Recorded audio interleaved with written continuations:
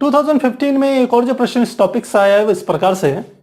इसके अनुसार m द्रव्यमान का एक पिंड यानी कि वस्तु r0 त्रिज्या के पथ पर किसी चिकने क्षैतिज समतल के ऊपर v0 वेग से गति कर रहा है। यह पिंड एक डोरी रस्सी से जुड़ा हुआ है। यह डोरी समतल पर बने एक चिकने छिद्र से होकर गुजरती है।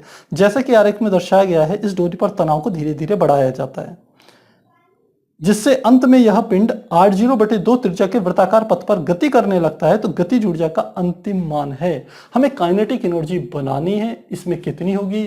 डायग्राम इन्होंने इस प्रकार से दिया हुआ है। ये हमने एक टेबल ले ली, थोड़ा बड़ा बना देते हैं इसको। यहां से कोई एक छिद्र है इसमें, और यहां पर कोई एक पिंड है जो कि इस प्रकार से एक वृत्ताकार पथ पर गति कर रहा है। इसका जो वेग है वो कितना दे दिया इसने, v0 दे दिया। और यहां से लेके यहां तक की जो त्रिज्या दे दी वो दे दी r0 दे दी इसने। यहां से लेके यहां तक की जो डिस्टेंस दे दी वो कितनी दे दी, r0 दे दी। इस पिंड का द्रव्यमान कितना दे दिया, m दे दिया। अब ये क्या कह रहा है, इस बात को समझिए। ये जो टेबल है इसके यहां पर एक छेद बना हुआ है, और इस छेद बना हुआ है, ये जो डोरी है, एक डोरी इस छेद से नीचे की ओर निकली हुई है, और नीचे की ओर निकली हुई है। तो हम क्या कह सकते हैं कि प्रारंभ में इसकी त्रिज्या r0 है। यदि हम डोरी को अंदर की ओर खींचे तो इसकी त्रिज्या क्या होगी, घटेगी। यदि घटेगी तब ये कह रहे हैं यदि इसकी त्रिज्या r0 हो जाए, यानी कि काइनेटिक एनर्जी हमको ज्ञात करनी है जब त्रिज्या का मान, यानी कि त्रिज्या क्या हो जाए, r0/2, जहां r0 क्या है, प्रारंभ में त्रिज्या है। तो इसको कैसे करेंगे, देखिए इसको करने का तरीका क्या है। पहले हम क्वेश्चन को समझे। हमने कहा यह तो पॉइंट कौन सा है, ये वाला O पॉइंट है मान लेते हैं। ये इससे इतनी डिस्टेंस पर मान लेते हैं, यह हमने ये ले लिया, m द्रव्यमान का पिंड ले लिया, और ये इस प्रकार से गति कर रहा है। आप समझ सकते हैं ये वृत्ताकार गति कर रहा है। तो वृत्ताकार गति कर रहा है तो निश्चित रूप से इस पर कुछ बल कार्य करेंगे। एक बल कहां करेगा, नीचे की ओर इसका भार बल लगेगा, जिसे हम mg से रिप्रेजेंट करेंगे। क्योंकि यह हवा में नहीं घूम रहा है, ध्यान रखिएगा, यह टेबल पर रखा हुआ है। ये हमारी क्या है, मेज है। तो मेज पर रखा है, तो यदि नीचे की ओर बल कार्य करेगा तो ऊपर की ओर एक प्रतिक्रिया बल भी कार्य करेगा, यानी कि रिएक्शन फोर्स N हम कह सकते हैं उसे। और यह दोनों क्या होंगे, एक दूसरे के बराबर होंगे। तो हम लिख सकते हैं N किसके बराबर होगा, mg के बराबर होगा। तो प्रतिक्रिया बल और भार बल एक दूसरे के बराबर, एक दूसरे को संतुलित कर देंगे। अब ये जो पिंड है ये कैसे गति करेगा, ये वृत्ताकार पथ पर ऐसे गति करेगा ना, एक स्पर्श रेखा खींचते हुए। कितने वेग से, v0 वेग से गति कर रहा है।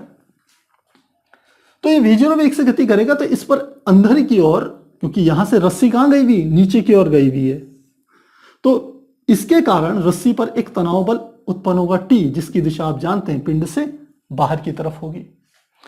तो अब हम यहां पर एक चीज समझना चाह रहे हैं कि इस रोटेटरी मोशन के दौरान जब ये पिंड घूर्णन गति करेगा तो क्या इस पर कोई एक बल आघूर्ण कार्य कर रहा होगा, और कुल परिणामी बल आघूर्ण कितना होगा, इसे समझना है।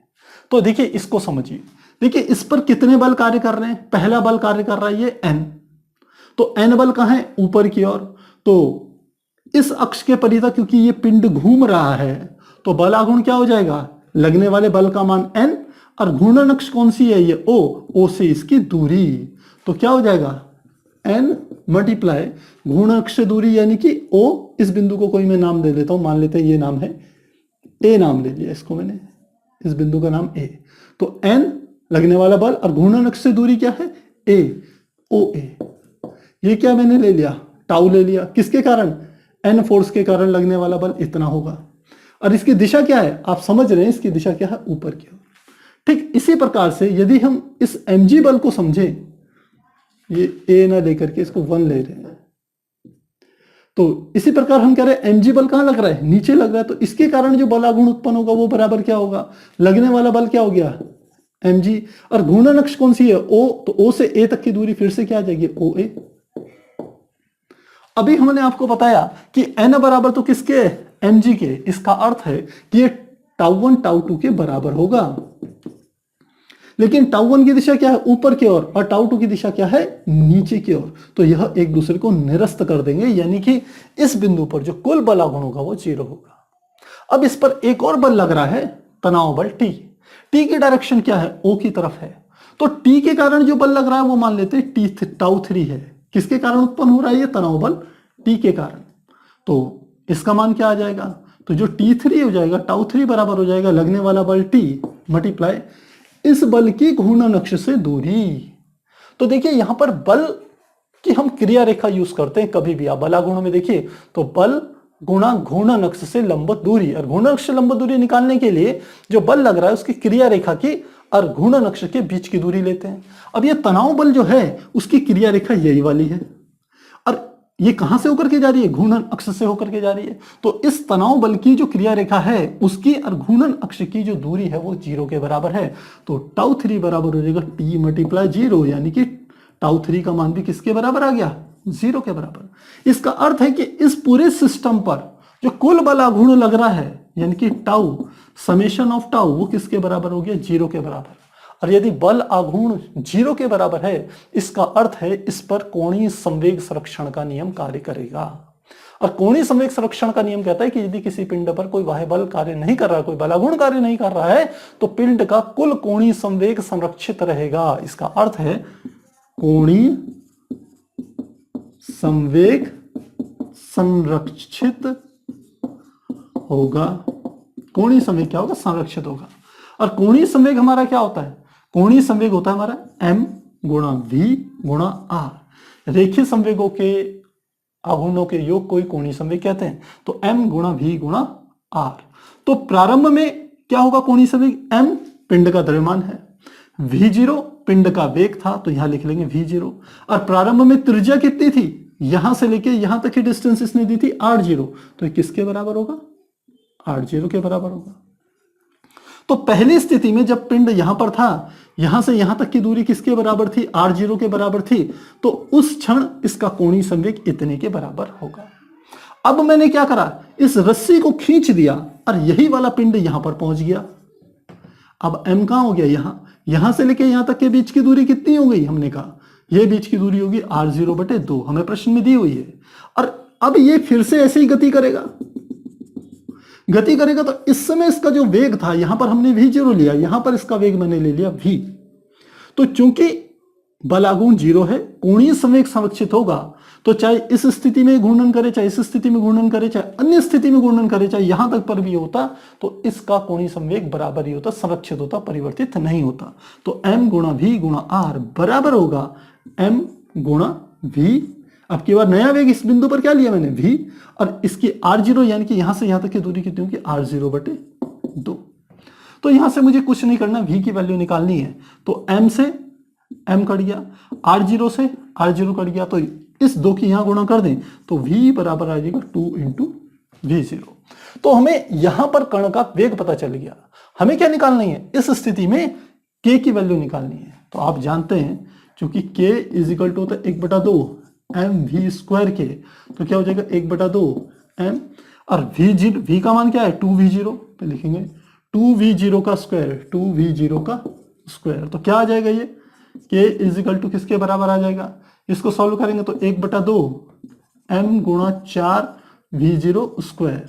ये 2 से इसको काट देंगे 2 बार, यानी कि क्या निकल जाएगा, k इजिकल टू, ये आ गया 2 बार कटेगा तो 2 × m गुणा v0, 2m v0 के बराबर होगा।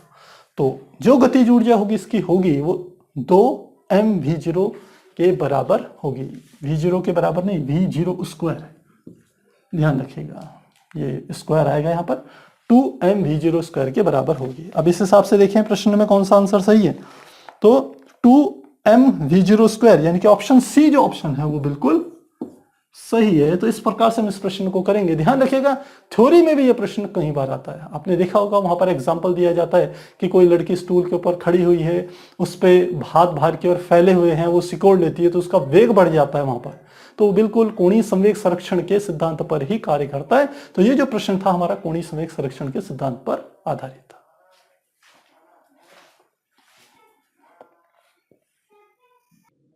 – 2015 में एक और प्रश्न जो इस टॉपिक से आया इस प्रकार से है, इसके अनुसार एक मोटर वाहन किसी सड़क पर 54 किलोमीटर प्रति घंटे की चाल से चल रहा है। इसके पहियों की त्रिज्या 0.45 मीटर है और घूर्णन अक्ष के परितः पहिए का जड़त्व आघूर्ण 3 किलोग्राम मीटर स्क्वायर है।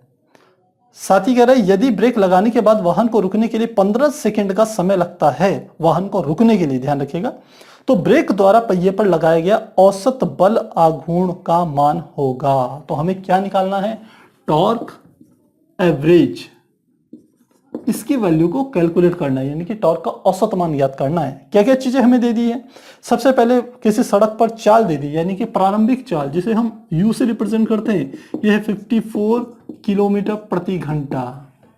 सेकंड हमारे को क्या कह दिया है कि पहियों की त्रिज्या यानी कि आर बराबर हमें दे दी 0.45 मीटर। थर्ड हमें दे दिया कि घूर्णन अक्ष के परितः पहिए का जड़ता कोण आई बराबर दे दिया, आई बराबर 3 किलोग्राम मीटर स्क्वायर। और वाहन को रुकने का अर्थ हो गया कि final velocity v is equal to क्या होगी? 0। और जो समय लग रहा है 54 किलोमीटर से लेकर के रुकने में उस पहिए को, वो समय लग रहा है 15 सेकंड का। तो किस प्रकार से प्रश्न को करेंगे समझते हैं। आप समझते हैं गाड़ी होती है, गाड़ी में 4 पहिए होते हैं। कोई पहिया जब मूव करता है तो इस प्रकार से हम उसका डायग्राम बना सकते हैं। यह पहिया यदि मूव कर रहा है तो रोटेट करेगा, पहिए के रोटेशन से वो आगे की ओर बढ़ता है पहिया, और जबकि अपने अक्ष के परितः क्या लगाता है? चक्कर भी लगाता है। अब हमें क्या निकालना है? टॉर्क निकालना है। हमें क्या क्या चीजें दी हुई है, इन बातों पर आप ध्यान दीजिए। हमें प्रारंभिक वेग दे दिया, रेखीय वेग, अंतिम वेग दे दिया, समय अंतराल दे दिया, और निकालना क्या है? हमें टॉर्क निकालना है। तो आपको ध्यान हो, हमने पीछे भी एक फॉर्मूला यूज किया था। हमने फॉर्मूला यूज किया था tau is equal to I into alpha. अब हम इस फॉर्मूले को क्यों यूज कर रहे हैं, इस बात को भी समझिए। क्योंकि देखिए आई की वैल्यू में यहां दी हुई है, ए क्या है? त्वरण है, ये कोणीय त्वरण है, जबकि हम यहां से रेखीय त्वरण को निकाल सकते हैं। ये u में दे दिया, ये हमारे को v दे दिया, ये हमें t दे दिया। तो यदि हमें रेखीय त्वरण पता है तो हमें कोणीय त्वरण भी पता है, और हम चाहें तो एक और फार्मूला यूज करके सीधे कोणीय त्वरण निकाल सकते हैं। क्योंकि अल्फा बराबर होता है omega final minus omega initial बटे क्या होता है? टी या डेल्टा टी। और हमें रेखीय वेग दे रखा है तो v बराबर हम जानते हैं आर ओमेगा के, यानी कि ओमेगा बराबर होता है v अपॉन आर। तो इस वाले फॉर्मूले से हम वी एफ ओमेगा एफ यानी कि फाइनल में उसका जो कोणीय वेग होगा, ओमेगा आई यानी कि प्रारंभ में जो उसका कोणीय वेग होगा, उसको ज्ञात कर सकते हैं। टी का मान हमें 15 सेकंड दिया है, तो यहां से हम अल्फा निकाल ले, हमें आई दिया हुआ है, तो हम टाउ के मान को इजीली कैलकुलेट कर सकते हैं। तो करते हैं फिर। हमने कहा ये यू का मान 54 किलोमीटर प्रति घंटा है, इसे मीटर प्रति सेकंड में बदलें तो 54 गुणा 5/18, 18 36 54, तो कितना आ गया यू का मान? 15 मीटर पर सेकंड आ गया। सेकंड हमें v की वैल्यू क्या दे रखी है? 0 दे रखी है। तो यहां से हम किस किस की वैल्यू कैलकुलेट करेंगे? सबसे पहले ओमेगा आई, तो लिखते हैं ओमेगा आई बराबर, ओमेगा बराबर क्या होगा? v अपॉन आर, यानी कि u अपॉन आर लिख सकते हैं। तो u की वैल्यू हमारे को कितनी दी है? u का मान हमारे को दिया है 15 मीटर पर सेकंड, और r का मान कितना दिया है? त्रिज्या 0.45, इसको कैपिटल आर लिख लेते हैं, यह है 0.45। तो ओमेगा आई का मान 15/0.45, और साथ में हम लिख सकते हैं इसको, क्योंकि ओमेगा है तो ये आप कह सकते हैं रेडियन पर सेकंड, इसका मान निकल जाएगा। वैसे ओमेगा एफ का मान निकाल लें, फाइनल का मान निकाल लें, वो क्या होगा? v अपॉन आर के बराबर होगा, और v की वैल्यू कितनी है? 0, तो 0/r, तो ये क्या हो जाएगा? 0 हो जाएगा, v 0/r, 0 हो गया। तो अब अल्फा का मान निकाल लें, तो अल्फा बराबर क्या हो जाएगा?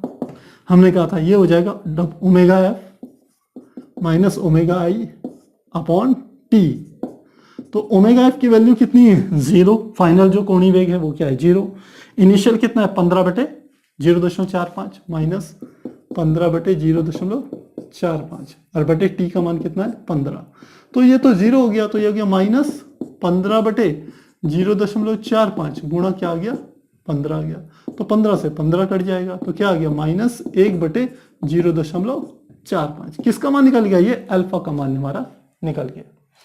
सेकंड हमें क्या करना है? हमें तो टाउ की वैल्यू कैलकुलेट करनी है, तो अब टाउ हम निकाल सकते हैं। टाउ बराबर क्या हो जाएगा? आई इंटू अल्फा के बराबर। तो आई की वैल्यू कितनी है? हमें दी हुई है 3 किलोग्राम पर मीटर स्क्वायर, और अल्फा की वैल्यू क्या आ गई? माइनस 1/0.45।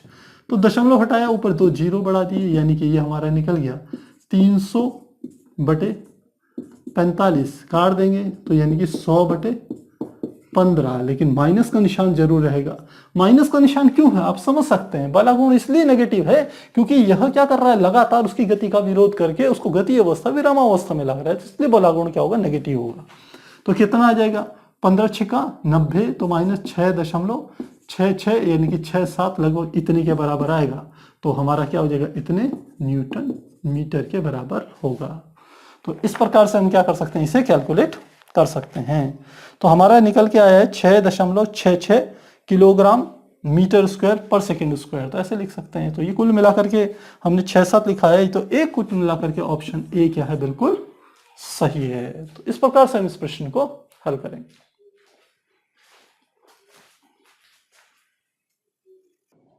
टू 2015 में इसी टॉपिक से एक और जो प्रश्न आया था वो इस प्रकार से है। इसके अनुसार किसी बिंदु r बराबर 2i minus 6j minus 12k का पर एक बल F is equal to alpha i plus 3j plus 6k लग रहा है, तो अल्फा के किस मान के लिए मूल बिंदु के परितः कोणीय संवेग संरक्षित रहेगा। आपको लास्ट लाइन पे ध्यान देना है, कोणीय संवेग संरक्षित रहेगा। क्या क्या दिया है, हमें r की वैल्यू दे दी, यह बराबर हमारे को दिया है 2i minus 6j minus 12k, 2i minus 6j minus 12k, और दूसरा दे दिया हमें बल का मान भी दे दिया, जो इस बिंदु पर जो बल लग रहा है alpha i plus 3j plus 6k, alpha i plus 3j plus 6k, ये हमें दे रखा है। साथ ही हमें क्या कहा है कि कोणीय संवेग क्या है, संरक्षित है।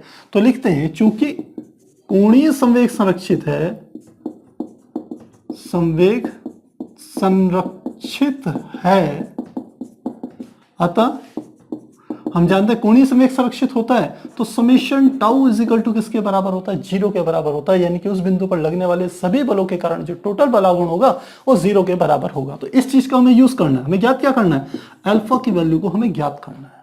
तो काफी आसान है, सीधे टाउ की वैल्यू 0 रख देंगे। टाउ बराबर क्या होता है, r इंटू एफ होता है, पर सदिश में हमको ये ज्ञात करना है, आप ध्यान रखिएगा। और यहाँ पर जो हमारा अल्फा है, इसी अल्फा को कैलकुलेट करना है हमें। तो कैसे करेंगे, हम जानते हैं, यहां से करते हैं, हम जानते हैं चूंकि टाउ बराबर हमारा होता है r मल्टीप्लाई एफ। यदि डायग्राम से इसे समझना चाहें तो मान लेते हैं ये कोई एक बिंदु है O, जिस अक्ष के परितः आप कह सकते हैं घूर्णन हो रहा है। यहां से r डिस्टेंस पर, यूनिट वेक्टर r डिस्टेंस पर कोई एक कण है, इस पर कोई बल लग रहा है, मान लेते हैं ये बल है F।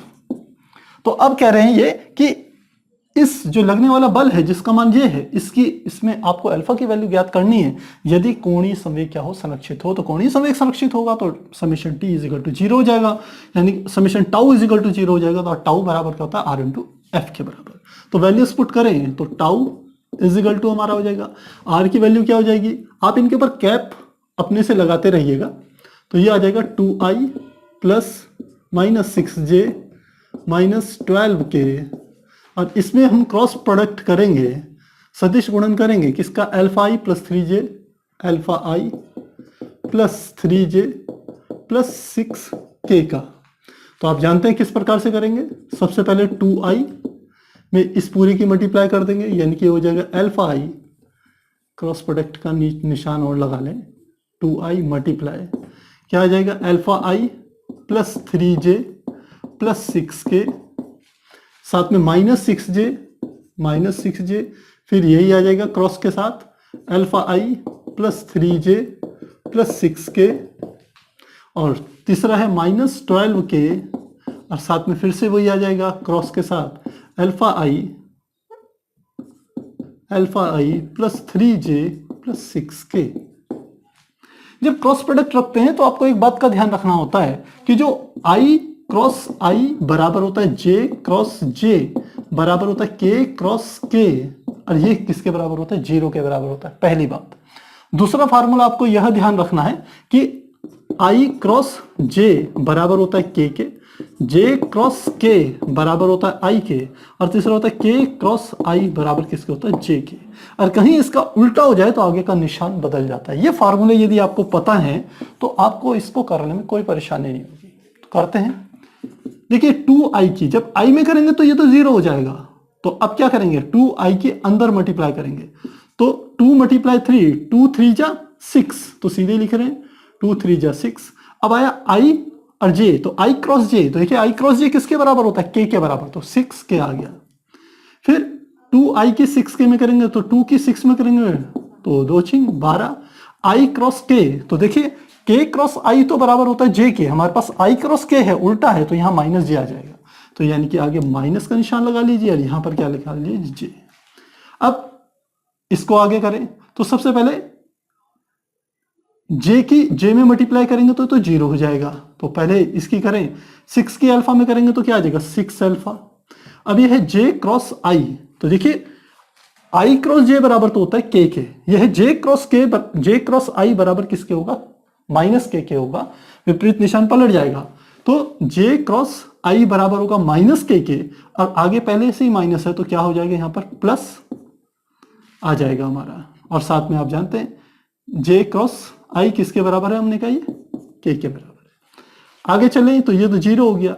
अब 6 के 6 में मल्टीप्लाई करेंगे तो कितना आ जाएगा, पहले माइनस ही लगा लेते हैं, 6 जा 36, और फिर जे क्रॉस के, तो जे क्रॉस के किसके बराबर होता है, जे क्रॉस के किसके बराबर है, आई के बराबर, तो ये क्या आ गया यहाँ पर आई आ गया।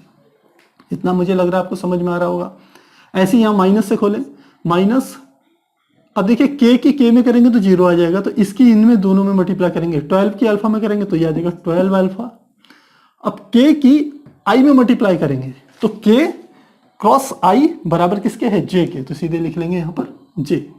फिर माइनस का निशान लगाया, 12 के 3 में करेंगे तो 12 3 36, फिर है के क्रॉस जे, तो के क्रॉस जे देखिए ये है के क्रॉस जे, तो ये जे क्रॉस के बराबर आई होता है, तो के क्रॉस जे बराबर होगा माइनस आई के, तो यहाँ पर प्लस कर देंगे और साथ में क्या लिख लेंगे आई लिख लेंगे, तो यह हमारा इसके बराबर आ गया। लास्ट वाला क्या हो गया हमारा के क्रॉस के है, और तो के क्रॉस के किसके बराबर 0 के बराबर, यह आ गया।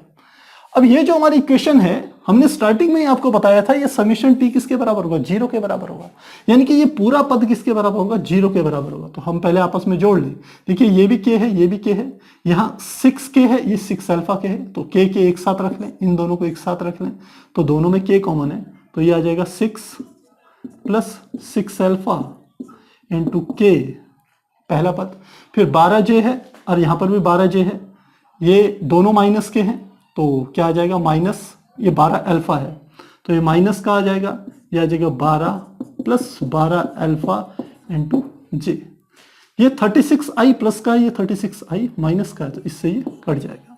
ये किसके बराबर आएगा, टाउ के बराबर है। टाउ की वैल्यू मैंने कहा किसके बराबर है, 0 के बराबर है, क्योंकि कोणीय संवेग संरक्षित है, स्टार्टिंग में हमने बात कर चुके हैं।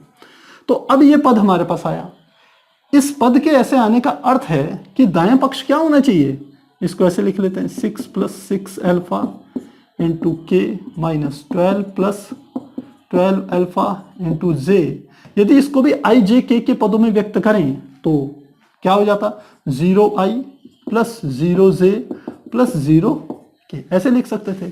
तो ये दोनों आपस में एक दूसरे के बराबर होंगे, इसका अर्थ है कि ये k का यह मान इस k के इस पद के बराबर है, तो यानी कि ये क्या हो जाएगा 6 प्लस 6 अल्फा बराबर क्या हो जाएगा 0। तो यहां से आप अल्फा का मान निकालना चाहें तो ये 6 इधर की ओर चले जाएगा, तो क्या आ जाएगा 6 अल्फा बराबर -6, तो अल्फा बराबर -6/6 यानी कि -1, तो अल्फा का मान आ गया -1। तो इस वाली इक्वेशन का यूज करके तो हमने निकाल लिया। इसको भी देखें यूज करके, ये j का यहाँ पर जो गुणनफल है, जो गुणांक है वो क्या है 0, इसका अर्थ है ये दोनों आपस में बराबर है, तो यहाँ का 0 का j का गुणांक इसके बराबर होना चाहिए। तो इसका अर्थ है कि -12 प्लस 12 अल्फा बराबर किसके होगा 0 के बराबर, तो माइनस उधर चले गया तो माइनस तो हट ही जाएगा, 12 प्लस 12 अल्फा बराबर 0, तो यानी कि 12 अल्फा बराबर ये उधर जाके माइनस का 12 हो जाएगा, तो अल्फा बराबर -12/12 यानी कि -1। इसका अर्थ है दोनों से देखा जाए तो अल्फा की वैल्यू -1 आ रही है। इस हिसाब से देखा जाए तो हमारा जो ए पार्ट है, जो ए ऑप्शन है वो बिल्कुल सही है। तो इस प्रश्न का जो ए ऑप्शन बिल्कुल सही है। ये प्रश्न देखा जाए तो काफी आसान है, बशर्ते आपको जो हमारा क्रॉस प्रोडक्ट होती है उसकी मल्टीप्लिकेशन आपको आनी चाहिए, सदिश गुणन आपको आना चाहिए, और उसके लिए आपको यदि ये दो नियम पता हैं, एक ये और एक ये वाला, ये दो नियम पता है तो आपको कोई परेशानी नहीं होगी। तो आप नोट कीजिए। फिर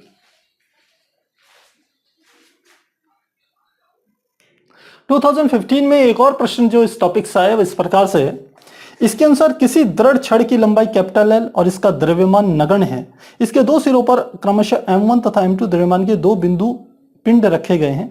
इस छड़ को उसके स्वयं के लंबवत अक्ष के परितः घूर्णन कराना है। यदि यह अक्ष छड़ के परितः किसी बिंदु P से होकर गुजरती है तो आरेख देखिए, तो बिंदु P की वह स्थिति जिसके लिए छड़ का कोणीय वेग ओमेगा 0 से घूर्णन कराने के लिए आवश्यक कार्य न्यूनतम होगा। तो ध्यान रखिएगा, इसने लास्ट में कंडीशन दी है आवश्यक कार्य न्यूनतम होगा। डायग्राम हम बना लेते हैं। इन्होंने दे दिया है ये इस प्रकार से एक ये रॉड है और इस रॉड की इन्होंने कह दिया है कि इस पॉइंट पर जो मास है वो है m1, इस पर जो मास रखा है ये है m2 और एक इन्होंने पॉइंट बीच में रख लिया कहीं पर, ये एक पॉइंट रख लिया इन्होंने, ये पॉइंट है हमारा P और यहां से जो एक अक्ष जा रही है ये वाली अक्ष, इस अक्ष के परितः इसको इस प्रकार से रोटेट कराना है। यानी कि ये अक्ष क्या है, ऊर्ध्वाधर, और ये रॉड जो हमारी है जिस पर दो इसके कॉर्नर्स पर हम कह सकते हैं दो पिंड रखे हुए जिनके द्रव्यमान m1 m2 है, इनको इसके अक्ष के परितः घुमाना है। तो प्रारंभ में ये रुकी हुई है, बाद में इसका कोणीय वेग प्रारंभ में लिख लेते हैं, प्रारंभ में तो क्या है रुकी हुई है, यानी कि कोणीय वेग ओमेगा क्या है 0, और बाद में या अंत में हमें इसका कोणीय वेग किसको बराबर कर देना है, ओमेगा 0 के बराबर कर देना है। लेकिन कंडीशन दी है कार्य न्यूनतम होना चाहिए, क्योंकि कार्य न्यूनतम का अर्थ है कि इसको घुमाने के लिए हमें जो कार्य करना है वो न्यूनतम होना चाहिए। काफी आसान प्रश्न है। यदि हम कहें कि ऑप्शन के हिसाब से देखा जाए तो हम डायरेक्ट इसको चूज कर सकते हैं। तो आपको पहले स्टार्टिंग से समझाते हैं कि क्या है। तो कार्य न्यूनतम होना चाहिए। ये हमारे को क्या दे रखा कि ये कोई एक रॉड है, उसके दोनों सिरों पर m1 m2 द्रव्यमान के दो पिंड हैं, बीच से किसी एक पॉइंट P है, वहां से कोई एक जा रही है ऊर्ध्वाधर अक्ष, उसके परितः इसको इस प्रकार से रोटेट करवाना है। आपको ज्ञात करनी है P से लेकर के इस m1 तक की दूरी x को ज्ञात करना है। और जिस दूरी के लिए कार्य न्यूनतम करना पड़े और जो हम कार्य लगा रहे हैं उसके द्वारा जो ये रॉड घूमे उसका कोणीय वेग कितना होना चाहिए, ओमेगा 0 होना चाहिए। ये क्वेश्चन हमको पूछा हुआ। तो किस प्रकार से करेंगे हम, यहां पर हमारे को क्योंकि वेग भी दे रखा है और हमारे पास कार्य की भी बात कर रहा है, तो हम उपयोग करेंगे कार्य ऊर्जा प्रमेय। कार्य ऊर्जा प्रमेय, कार्य ऊर्जा प्रमेय घूर्णन गति में भी काम आती है और रेखीय गति में भी काम आती है। तो कार्य ऊर्जा प्रमेय हमारी होती है कि W बराबर होती है हमारी डेल्टा K के बराबर, यानी कि किसी वस्तु पर किया गया कार्य उसकी जो गतिज ऊर्जा में परिवर्तन होता है उसके बराबर होता है। तो किया गया कार्य यदि W है तो गतिज ऊर्जा हम कैसे निकाल लेंगे, गतिज ऊर्जा आप यहीं पर ले सकते हैं K1। प्रारंभ में गतिज ऊर्जा क्या हो जाएगी, गतिज ऊर्जा का सूत्र होता है 1/2 I ओमेगा स्क्वायर। तो स्टार्टिंग में ओमेगा की वैल्यू कितनी, 0, तो K1 की वैल्यू क्या हो जाएगी 0। बाद में K2 यदि निकालें तो K2 बराबर क्या हो जाएगा 1/2 I ओमेगा स्क्वायर। ये इनिशियल है, ये फाइनल लिख लेते हैं, तो ये इसके बराबर होगा। तो डेल्टा K का मान क्या आ जाएगा, हम लिख सकते हैं K2 माइनस K1। तो K2 का मान 1/2 I ओमेगा F स्क्वायर और ओमेगा F का मान कितना है, ओमेगा 0 है, तो इसको लिख सकते हैं 1/2 I omega 0 square minus K1 की वैल्यू कितनी है 0, ये आ गया। तो W की वैल्यू हमारे पास आ गई 1/2 I ओमेगा 0 स्क्वायर। अब ओमेगा 0 के लिए तो इसने कंडीशन हमको दे दी कि ओमेगा 0 मान होगा। यदि कार्य का मान, यह हमारा क्या है कार्य, ये दोनों के दोनों हम कह सकते हैं ये आपस में मिले ना, तो इसके लिए हम यहाँ कैपिटल W यूज करते हैं ऐसे, ये हमारा कार्य है। तो क्या कह रहे हैं कि यह कार्य क्या होना चाहिए, न्यूनतम। यदि कार्य न्यूनतम होगा तो ध्यान रखिएगा I का मान भी क्या होना चाहिए, न्यूनतम। और I न्यूनतम कब होगा, इस छड़ का जो ये सिस्टम बना हुआ है, इस छड़ का जड़त्व आघूर्ण न्यूनतम केवल तभी हो सकता है जब ये जो अक्ष है जिसके परितः हमें इसे रोटेट करवाना है, ये ऊर्ध्वाधर अक्ष, ये कहां से होकर के जाए, इस छड़ के केंद्र से होकर के जाए। एक और तरीके से इस बात को समझ सकते हैं, मान लो आप नहीं चाह रहे हो कि ये केंद्र से होकर के जाए, हमने कहा सेंटर ऑफ मास की रॉड ये है, ये सेंटर ऑफ मास यानी कि द्रव्यमान केंद्र यहां है इसका, और ये रॉड यहां पर स्थित है। तो इस अक्ष के परितः यदि आप निकालेंगे तो हमने जड़ तो आघूर्ण निकाला था, समांतर अक्षों की प्रमेय हमने ज्ञात करी थी। तो किसी अक्ष के परितः जो जड़ तो आघूर्ण होता है समांतर अक्षों की प्रमेय से, वो बराबर होता है ICM यानी कि उसका द्रव्यमान केंद्र के परितः उसका जो जड़ तो आघूर्ण होता है प्लस m गुणा d स्क्वायर के बराबर होता है, जहां d क्या है, इन दोनों के बीच की क्या है, दूरी है d। अब यदि I का मान आपको मिनिमम करना है तो लिखते हैं I मिनिमम होगा जब d की वैल्यू क्या होगी, 0 होगी। इसको भी यहां से भी हटा रहा हूं। इस I का मान मैंने कहा मिनिमम होगा जब इस d की वैल्यू 0 होगी। जब d की वैल्यू 0 होगी तो I का मान किसके बराबर होगा, ICM के बराबर होगा। यानी कि आपको जो जड़ तो आघूर्ण जो होगा वो किसके परितः लेंगे, ये जो रॉड घूमेगी यह इसके द्रव्यमान केंद्र से गुजरने वाली अक्ष के परितः घूमेगी, तब किया गया कार्य भी न्यूनतम होगा, उस समय इसका जड़ तो आघूर्ण भी न्यूनतम होगा। अब यदि द्रव्यमान केंद्र से ये छड़ पास हो रही है तो इस बिंदु से M1 से लेके द्रव्यमान केंद्र तक की ये जो दूरी है, ये वाली दूरी जिसको हम क्या करें x है, इस x का मान क्या होगा, इस x का मान सीधे होता है, हम कह सकते हैं तब x बराबर हमारा होगा m2 बटे m1 प्लस m2 और छड़ की लंबाई क्या है l। ये हमारा क्या होगा, डायरेक्ट फार्मूला निकल जाएगा। आप चाहें तो इसे निकाल भी सकते हैं, काफी आसान है। ये हमने छड़ ले ली, ये इसका सेंटर ऑफ मास था। अब सेंटर ऑफ मास हमने ये वाले बिंदु मान लेते हैं, यहां से हमने एक अक्ष ले ली, ये x अक्ष पर आगे एक्सपेंड कर रही है। यहां से यहां तक की दूरी कितनी है, ये l दूरी है। तो इस बिंदु के निर्देशांक क्या हो जाएंगे, l, 0। इस बिंदु के निर्देशांक क्या हो जाएंगे, हमने कहा 0, 0। तो अब सेंटर ऑफ मास का फार्मूला क्या होता है, जो सेंटर ऑफ मास होता है ये वाला बिंदु x बराबर क्या होता है, ये होता है m1 x1 plus m2 x2 बटे m1 प्लस m2। यही तो फार्मूला होता है सेंटर ऑफ मास का। तो x बराबर क्या हो जाएगा, m1 तो यहां पर पिंड रखा हुआ तो हमने लिख लिया m1 x1, इस बिंदु पर x की वैल्यू कितनी है, 0 प्लस m2 और x2 यहां से लेके यहां तक की डिस्टेंस, x2 का मान कितना है, l, m2l बटे m1 प्लस m2।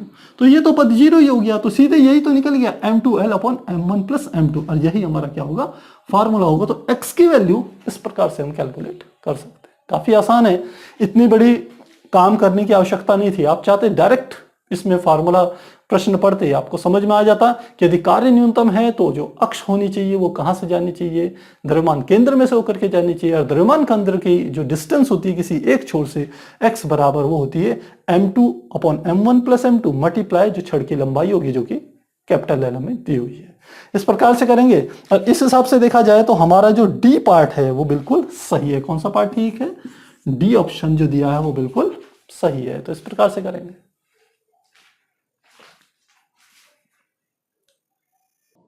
2016 में इस टॉपिक से जो प्रश्न आया वो इस प्रकार से, इसके अनुसार एक डिस्क और एक गोला जिसकी त्रिज्याएं समान परंतु द्रव्यमान भिन्न है, उनका उन्नतांश यानी कि झुकाव और लंबाई के द्रव्यमान भिन्न है, समान उन्नतांश यानी कि झुकाव और लंबाई के दो आनत समतलों पर लुढ़कते हैं। इन दोनों पिंडों में से तली पर पहले कौन पहुंचेगा। तो स्ट्रेट फॉरवर्ड प्रश्न हमारे को दे रखा, बिल्कुल सीधा साधा प्रश्न पूछा हुआ है। सीधे ये क्या करें, प्रश्न को समझिए। ये इन्होंने ये इस प्रकार से दे दिया, दो अनंत तल हैं, एक ऐसा ये वाला है और दूसरा हम यहां पर दूसरा भी बना लेते हैं। ये कह रहे यहां से लेके यहां तक की लंबाई जितनी इसकी है उतनी ही इसकी है, इसका भी एंगल थीटा है और इसका भी एंगल थीटा है। इसकी लंबाई को एल ले लीजिए तो इसकी लंबाई को भी एल ले सकते हैं आप। अब यहां पर हमने क्या रखा, पहला सबसे पहले ये क्या है, डिस्क, और यहां पर हमने जो रखा है ये क्या है, एक गोला। तो साइड से देखने में तो दोनों एक जैसे लगेंगे। अब ये कह रहे हैं इन दोनों को यहां से रेस्ट से छोड़ा जाता है, यानी कि विरामावस्था से छोड़ा जाता है। इन दोनों में से कौन नीचे की ओर पहले पहुंचेगा। तो देखिए नीचे की ओर पहुंचने का अर्थ है जो जितनी तेजी से लुढ़केगा वो उतनी जल्दी पहुंचेगा, और तेजी से लुढ़कने का अर्थ है कि दोनों की प्रारंभिक स्थितियां क्या है, दोनों विराम में है, और अंत में जिसके अंदर ज्यादा त्वरण उत्पन्न होगा उतना ही ज्यादा क्या होगा, वो जिसका त्वरण ज्यादा होगा वो जल्दी पहुंचेगा। सीधी सी बात है, उसको कम समय लगेगा। तो यहां पर आपको समझना है कि इन दोनों में से जब ये लुढ़केंगे किसका त्वरण अधिक होगा। जिसका त्वरण अधिक होगा उसको कम समय लगेगा, जिसका त्वरण कम होगा उसको ज्यादा समय लगेगा। आसानी सी बात है। तो हमें क्या ज्ञात करना है, कुल मिलाकर के त्वरण के मानों को निकालना है, हमको कंपेयर कर देना है। तो किस प्रकार से करेंगे, क्योंकि ये क्या कर रहे हैं, लुढ़क ले रहे हैं। तो किसी अनंत तल पर जब कोई पिंड लुढ़कता है तो उसके त्वरण का सूत्र होता है, हमने पहले भी बताया था, ए बराबर होता है जी साइन थीटा बटे 1 प्लस के स्क्वायर अपॉन आर स्क्वायर के बराबर होता है। और ए ये क्या होता है, इसका सेंटर ऑफ मास की बात हो रही है, सेंटर ऑफ मास का जो त्वरण होता है। तो पहले डिस्क के लिए निकालेंगे। डिस्क के लिए निकालने के लिए आपको पता होना चाहिए के स्क्वायर क्या चीज है। मैंने पहले भी बताया था, एक और प्रश्न आया था। तो के स्क्वायर का मान जो होता है वो होता है आर आई इंटू आर के बराबर होता है। तो यदि इसकी वैल्यूज को यदि रखें तो किस प्रकार से आ जाएगी, नहीं आई इंटू हम कह सकते हैं आई अपॉन एम के बराबर होता है। तो यदि वैल्यूज अब रखें तो क्या आ जाएगा हमारे पास। सबसे पहले बात करें किसकी, हम बात करें डिस्क की। तो डिस्क के लिए के स्क्वायर की वैल्यू क्या हो जाएगी, कि डिस्क के लिए जो आई की वैल्यू होती है वो बराबर होती है 1/2 एम आर स्क्वायर, और बटे नीचे क्या आ जाएगा एम। तो एम से एम कट गया तो के स्क्वायर, और आप चाहें तो आर स्क्वायर को भी इसके नीचे ले जा लीजिए, के स्क्वायर अपॉन आर स्क्वायर बराबर कितना आ गया 1/2। तो ये वैल्यू यदि यहां रखूं तो क्या आ जाएगा, ये देख लेते हैं। हमारे पास क्या आ जाएगा, ए बराबर हमारा निकल जाएगा, ए बराबर जी साइन थीटा बटे 1 प्लस और हमने यहां सीधे के स्क्वायर अपॉन आर स्क्वायर की वैल्यू 1/2 निकाल दी। तो ये कितना आ जाएगा, ये 3/2 आ जाएगा, पलट जाएगा, यानी कि ऊपर की ओर आ जाएगा 2/3 जी साइन थीटा के बराबर होगा। ये किसकी बात कर रहे हैं, ये डिस्क की बात कर रहे हैं हम, डिस्क का त्वरण इतना होगा।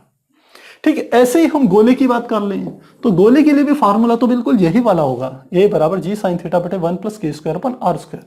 फिर से के स्क्वायर की वैल्यू निकालें। हम जानते हैं चूंकि के स्क्वायर बराबर किसके होता है, हमने कहा आई अपॉन एम के बराबर होता है। तो के स्क्वायर बराबर आई, अब की बार किसका बोल रहे हैं, गोला, और गोले का या सॉलिड स्फेयर का आप जानते हैं ये होता है 2/5 M R square upon M. तो एम से एम कट गया तो क्या आ गया 2/5 आर स्क्वायर किसके बराबर, के स्क्वायर के बराबर। आर स्क्वायर इसके नीचे चले गया तो के स्क्वायर अपॉन आर स्क्वायर बराबर कितना आ गया 2/5। फिर से यही वाला फॉर्मूला हमने का यूज करना है। तो अब की बार ए किसका निकालेंगे, ए गोला बराबर जी साइन थीटा बटे 1 प्लस क्या आया के स्क्वायर बटे आर स्क्वायर। के स्क्वायर बटे आर स्क्वायर का मान क्या है 2/5। तो ये कितना आ जाएगा, ये आ जाएगा 7/5। तो ऊपर हो जाएगा 5/7 जी साइन थीटा किसके बराबर आ गया, ए गोले का। अब आप ए डिस्क और ए गोला इन दोनों को कंपेयर करेंगे तो पीछे से जी साइन थीटा तो दोनों का सेम है। आप देख रहे होंगे ये 2/3 है, ये हमारा 5/7 है, सॉरी 5/7 है। अब इन दोनों को आपको कंपेयर करना है कौन सा बड़ा होगा। तो आप इन दोनों को यदि कंपेयर करें, इनके हर आप चाहें तो बराबर कर लीजिए। तो ये हो गया 2/3 मल्टीप्लाई 7 तो कितना आ जाएगा, ये हमारे का 7 दूनी 14/7 21। इसको कर लीजिए 5 नीचे आ गया 7 गुणा 3 कर दीजिए तो ऊपर भी 3 कर देंगे तो कितना गया 5 15/7 21। तो आप देख रहे हैं ये गोले का जो आगे का निकला ये 15/21 बड़ा है डिस्क के 14/21 से। तो इसका अर्थ है कि जो गोले का जो त्वरण होगा वो ज्यादा होगा, यानी कि गोला जल्दी पहुंचेगा। तो लिखेंगे चूंकि, यहीं पे लिख लेते हैं, चूंकि ए गोले का त्वरण बड़ा है ए डिस्क से, इसलिए गोला जल्दी पहुंचेगा। तो इस हिसाब से देखा जाए तो जो ए पोर्शन है वो बिल्कुल सही है, ए ऑप्शन क्या है, बिल्कुल सही है। तो इस प्रकार से हम इसे हल करेंगे।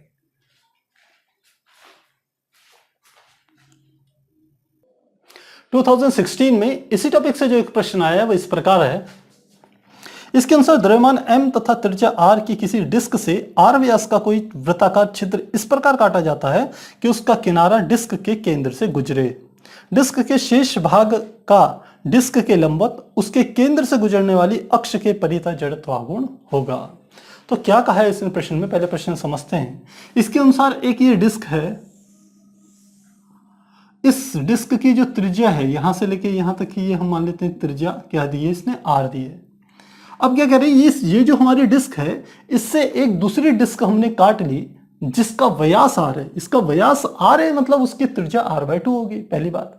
साथ ही वो क्या कह रहा है कि उस जिस डिस्क को हमने काटा है जिसका व्यास r है उसका एक किनारा इस केंद्र O से होकर के जा रहा है, यानी कि हम यदि बनाएं तो इस प्रकार से उस डिस्क को बना सकते हैं। वो डिस्क इस प्रकार से बनेगी, ऐसे बनेगी, ये होगी, और उसकी त्रिज्या यदि बनाएं तो ये क्या होगी r/2।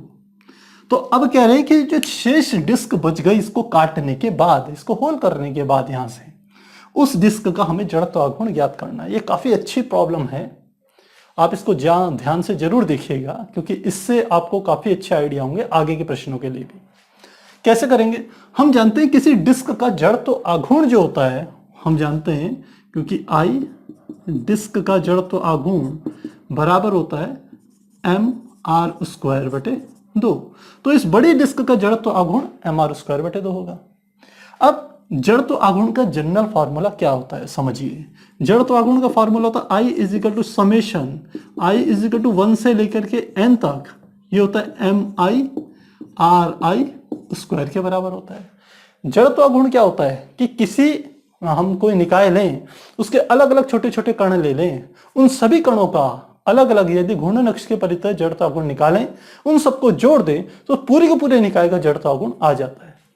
ठीक वही काम हमने यहां पर करके दिखाया है, जो हमारा फार्मूला उसे शो कर रहा है। अब यदि हमें वह डिस्क जिसका इतना पोर्शन कटा हुआ है, इसको यदि इसका जड़त्व आघूर्ण निकालना है तो हम पूरी डिस्क में से इतने वाले जो हमारा ये होल है जो कट कर दिया, वो जो होल बचा उसका जड़त्व आघूर्ण घटा दें तो हमारे पास क्या आ जाएगा, बची हुई डिस्क का जड़त्व आघूर्ण आ जाएगा। तो लिखेंगे I बराबर हो जाएगा I डिस्क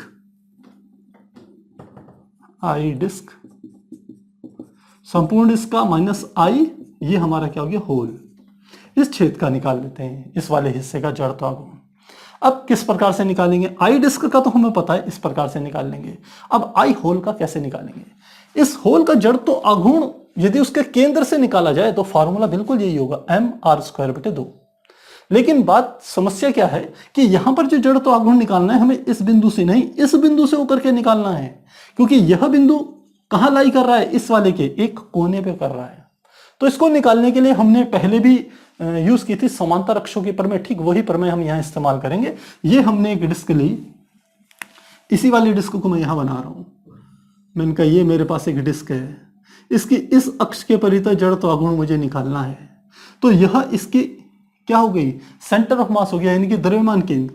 तो द्रव्यमान केंद्र में से जो अक्ष जा रही है, ये वाली अक्ष जो है, एक इसके प्रति यदि मैं जड़त्व आघूर्ण निकाल दूं जिसे RCM कहेंगे, यानी कि इस डिस्क का द्रव्यमान केंद्र में से गुजरने वाली अक्ष के परितः जड़त्व आघूर्ण, और साथ में हमें निकालना है इसके परितः, तो क्या निकल जाएगा समांतर अक्षों की प्रमेय। इस अक्ष के परितः जो जड़त्व आघूर्ण होगा I, वो बराबर होगा ICM, यानी कि द्रव्यमान केंद्र के परितः जो जड़त्व आघूर्ण है वो प्लस क्या आ जाएगा, इन दोनों के बीच की यदि दूरी को मैं d ले लेता तो साथ में आ जाता md²। इस बड़ी वाली डिस्क का द्रव्यमान क्या था m, तो मान लेते हैं इस छोटी वाली डिस्क का द्रव्यमान है m', तो इस वाली छोटी डिस्क का द्रव्यमान क्या है, हमने कहा m', तो यहां पर क्या आ जाएगा m' आ जाएगा। तो इस तरीके से इस वाली होल वाली डिस्क का हम निकाल सकते हैं। तो I बराबर हमारा कैसे आ जाएगा, I बराबर ICM, इस पूरी डिस्क का द्रव्यमान केंद्र के परितः जो जड़त्व आघूर्ण होगा वो बिल्कुल ये फार्मूला है mr²/2, तो लिख लेंगे m'(r). अब r²/2 है, ध्यान दीजिए यहां r की जगह क्या है r/2, यहां से लेके यहां तक की डिस्टेंस भले ही वो है, लेकिन इस डिस्क की त्रिज्या क्या है r/2, तो m r² की जगह क्या लिख लेंगे r/2 का स्क्वायर r/2। तो ये तो ICM का मान आ गया इस डिस्क का द्रव्यमान केंद्र के से गुजरने वाली अक्ष के परितः जड़त्व आघूर्ण, प्लस क्या आ गया m'(d²), d है इन दोनों अक्षों के बीच की दूरी, ये समांतर अक्षों की प्रमेय है, ध्यान रखिएगा। इन दोनों कक्षों के बीच की दूरी क्या है, स्मॉल डी, और स्मॉल डी किसके बराबर होगा, यह त्रिज्या के बराबर होगा, यानी कि r/2 के ही बराबर होगा। तो साथ में लिख लेंगे फिर से r/2 का स्क्वायर। इसको थोड़ा सा सॉल्व करें तो क्या आ जाएगा, i इजिकल टू यह आ जाएगा m डैश, यह आ जाएगा r स्क्वायर बटे 2 का स्क्वायर 4 हो जाएगा, और 4 दूनी ये हो जाएगा 8, प्लस इसको करें तो यह आ जाएगा m डैश और यह आ जाएगा r स्क्वायर बटे 4। इन दोनों को यदि जोड़ दिया जाए तो कितना आ जाएगा, नीचे तो 8 ही आ जाएगा, और 1/8 आ जाएगा प्लस 1/4, तो ये आ जाएगा कुल मिलाकर के 3/8, और साथ में आ जाएगा m डैश r स्क्वायर। मुझे लग रहा है ऐसे ही आएगा, आपको समझ में आ गया होगा। आप चाहे यहाँ पर कर सकते हैं 1/8 प्लस 1/4 क्या आ जाएगा, एलसीएम 8 आ जाएगा, 1 और 4 दूनी 8, यानी कि आ गया 3/8। तो ये हमने 3/8 mr स्क्वायर निकाल दिया, m डैश r स्क्वायर। अब ये हमने जड़ तो आघूर्ण तो निकाल दिया, किसका, ये होल का, होल का निकाल रहे हैं। लेकिन एक इसमें एक समस्या यह है कि यहाँ m डैश आ गया, और हमारा जो आंसर होगा m डैश पे नहीं होगा, क्योंकि m डैश तो हमने अपनी तरफ से इंट्रोड्यूस किया। अब थोड़ा हम m डैश को m में कैसे कन्वर्ट करेंगे इसे भी समझिए। यहां पर आप ध्यान दीजिए, तो ये हमने जो डिस्क बनाई थी यह एक समान डिस्क थी, यानी कि इसके एकांक क्षेत्रफल पर जो द्रव्यमान का मान था वो सब स्थानों पर सेम था, जितना यहां इतना यहां इतना यहां। तो इस बात को यदि हम ध्यान में रखें तो हम क्या लिख सकते हैं, हम लिख सकते हैं कि इस वाली बड़ी डिस्क का द्रव्यमान m बटे इसके टोटल क्षेत्रफल, इसका क्षेत्रफल क्या हो जाएगा पाई r स्क्वायर, बराबर होना चाहिए इस छोटी डिस्क के एकांक क्षेत्रफल के द्रव्यमान के। तो इस छोटी डिस्क का द्रव्यमान क्या है, m डैश, और इसका संपूर्ण क्षेत्रफल क्या आ जाएगा, पाई r/2 का स्क्वायर। तो हमें तो m डैश का मान निकालना है m के पदों में, तो m डैश बराबर ये था m बटे पाई r स्क्वायर। ये पूरा पद के ऊपर गुणा हो जाएगी इधर की ओर जाकर के, तो मल्टीप्लाई क्या हो जाएगा, पाई मल्टीप्लाई r स्क्वायर, और 2 का स्क्वायर नीचे क्या हो जाएगा 4, तो पाई से पाई कट गया, r स्क्वायर से r स्क्वायर कट गया, तो m/4। तो m डैश का मान क्या आ गया, m/4। अब m डैश का मान m/4 यदि इस इक्वेशन में रखें तो i होल का मान हमें पता चल जाएगा। तो क्या आ जाएगा, i होल बराबर 3/8, m डैश का मान m/4 इंटू r स्क्वायर, तो बराबर कितना आ जाएगा, ये आ जाएगा 3/8 चौको 32 mr स्क्वायर। तो हमें आई होल का मान पता चल गया। अब हमारी ये स्टैंडर्ड इक्वेशन थी, हमें इसका मान ज्ञात करना है, तो अब हमें डिस्क का भी पता चल गया, आई होल का भी पता चल गया। अब इसमें वैल्यूज रखते हैं, तो क्या आ जाएगा, I is equal to I disc mr square बटे 2, लिख दिया mr स्क्वायर बटे 2, माइनस ये आ जाएगा आई होल का मान 3/32 mr स्क्वायर। तो दोनों में क्या कॉमन आ गया, हम कह सकते हैं 1/2 mr स्क्वायर कॉमन आ गया, तो क्या आ गया 1 माइनस 3 बटे, क्योंकि नीचे से 2 कॉमन आ गया तो क्या बच गया 16। तो 1 माइनस 3/16 को हल करें तो क्या आ जाएगा, यहीं पे कर लेते हैं, तो ये आ जाएगा एलसीएम 16 आ जाएगा, तो ये आ जाएगा 16 माइनस 3 यानी कि आ गया 13/16। तो इसको सॉल्व करके कितना आया 13/16, ध्यान रखेंगे हम। तो आई बराबर क्या आ जाएगा हमारा 1/2 गुणा mr स्क्वायर मल्टीप्लाई 13/16। इसको निकालें कैलकुलेट करें तो ये आ जाएगा 13/2 की 16 में करेंगे तो क्या आ जाएगा 32, साथ में mr स्क्वायर। इसका अर्थ है कि जो बचा वाला स्पेस था, ये वाला जो हिस्सा था कटने के बाद जो ये शेष हिस्सा बच गया इस डिस्क का, उसका जो हम कह सकते हैं जड़ तो आघूर्ण होगा वो 13/32 mr स्क्वायर के बराबर होगा। इस हिसाब से यदि ऑप्शन देखें तो जो हमारा पहला ऑप्शन है 13/32 mr स्क्वायर बिल्कुल सही है, यानी कि ए विकल्प सही है। तो प्यारे बच्चों, ये वाला जो प्रश्न है ये काफी जगहों पर ये इस प्रकार के प्रश्न आते हैं कि जिसमें कोई एक हमें शेप दे देते हैं, उसमें से एक कटिंग कर देते हैं, एक होल बना देते हैं, और फिर उसके बाद कोई एक प्रॉपर्टी को उससे लिंक करके पूछ लिया जाता है। तो कॉन्सेप्ट सब जगह लगभग यही रहेगा, आप इसको ध्यान जरूर रखिएगा। तो नोट कीजिए, फिर हम आगे कंटिन्यू करते हैं।